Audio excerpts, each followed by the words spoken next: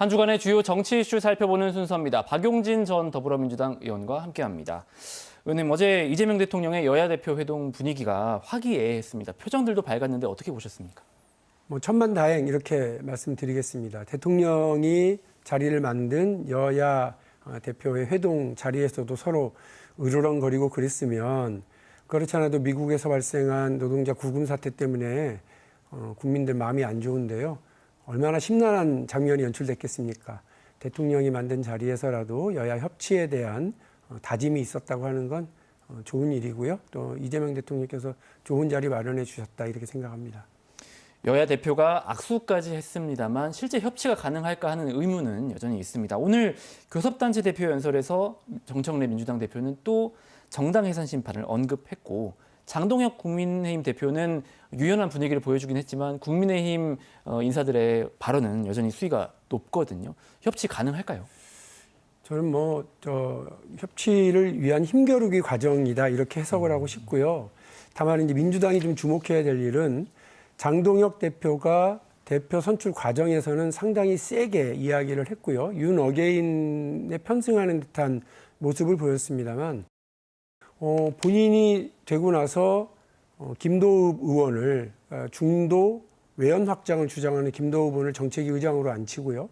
또 친 한동훈계 사람인 김영동 의원을 대변인에 앉힌 거거든요. 그러니까 감독 선임 전에는 닥치고 공격하겠다고 하더니 감독되고 나서 수비부터 강화하는 작전을 쓰는 거예요. 네. 저는 운동장 넓게 쓰는 쪽이 이길 수 있다, 이렇게 생각을 하는데, 민주당도 내란 정당 프레임에만 힘을 싣고 기대할 것이 아니라 어떤 폭넓은 정치, 어떤 틈들을 좀 보여주고 운동장을 넓게 쓰기 위한 노력들을 해야 할 때가 왔다, 이렇게 생각을 합니다. 여야 관계의 어떤 변화도 예상할 수 있는 부분이고요. 이런 가운데 조국 혁신당은 성비위 문제로 최대 위기에 직면했습니다. 당과 조국 전 대표의 대처까지 논란이 되고 있는데 어떻게 보셨습니까? 그 당 이름이 조국 혁신당이잖아요. 그러니까 조국 전 대표와 이 혁신당은 뗄래야 뗄 수 없는 관계에 있거든요. 그래서 조국 전 대표가 나는 그때 당원이 아니었다라거나 혹은 그냥 본인의 프로필 사진 정도를 바꾸는 것으로 이 사태를 잘못 인식하고 있다고 한다면 저는 더 큰 문제가 있을 수밖에 없겠다, 이런 생각이 들고요.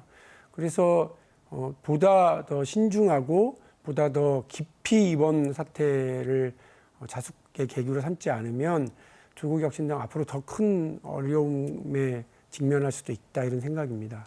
지난 시간에 의원님께서 합당이냐 독자 노선이냐 조국 혁신당이 진로 결정할 시간이 얼마 안 남았다고 하셨어요. 이 사건도 영향을 미칠까요? 영향을 미칠 거고요. 앞으로 이거보다 더 힘든 일들도 많이 생길 겁니다.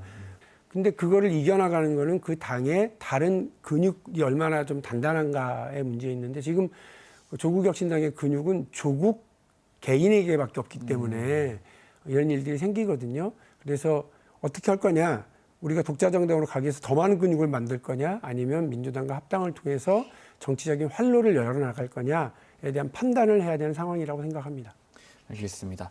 정부 조직 개편안에 따른 후폭풍도 계속되고 있습니다. 특히 검찰개혁 문제에 있어서는 정부와 여권의 미묘한 갈등도 엿보이는데, 검찰개혁 TF 구성을 두고 우상호 정무수석과 정청래 대표가 신경전을 벌였다, 이런 보도까지 나온 상황이거든요. 이 갈등 배경은 뭐라고 보십니까?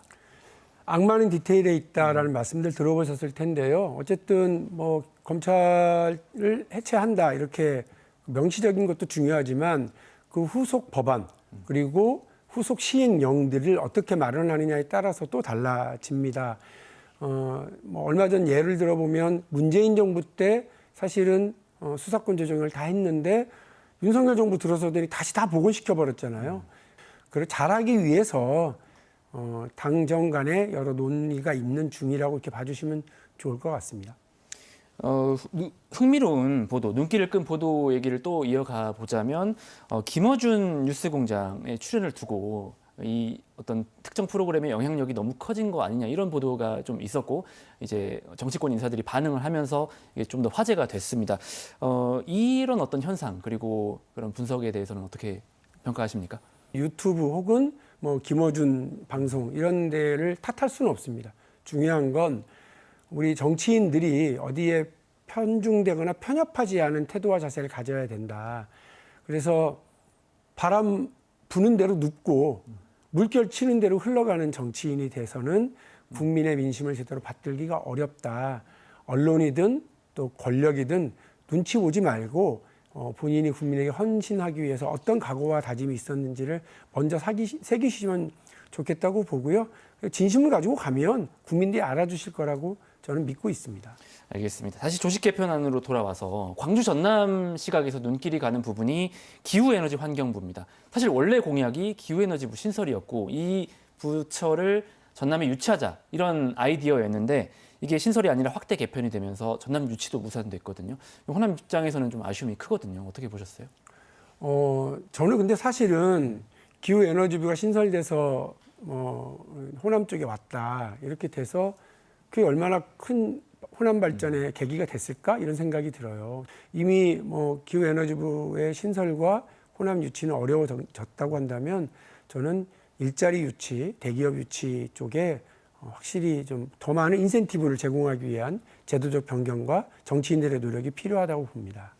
알겠습니다. 끝으로 이번 주 주목하신 이슈 박용진의 진심 들어보겠습니다. 오늘 어떤 내용 준비해 주셨습니까? 곰과 호랑이 준비해 왔습니다. 곰과 호랑이가 어떤 의미일까요?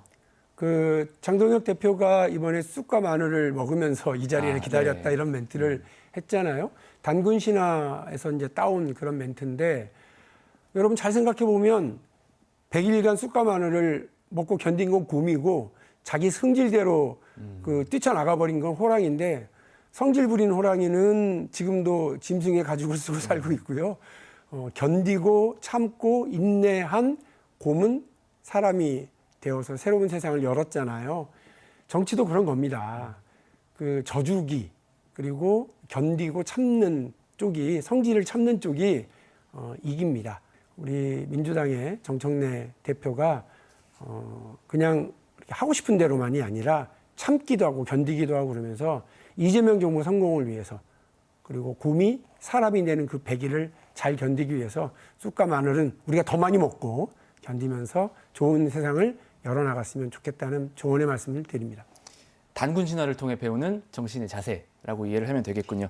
네, 의원님 오늘 말씀은 여기까지 듣고요. 지금까지 박용진 전 더불어민주당 의원과 함께했습니다. 고맙습니다. 감사합니다.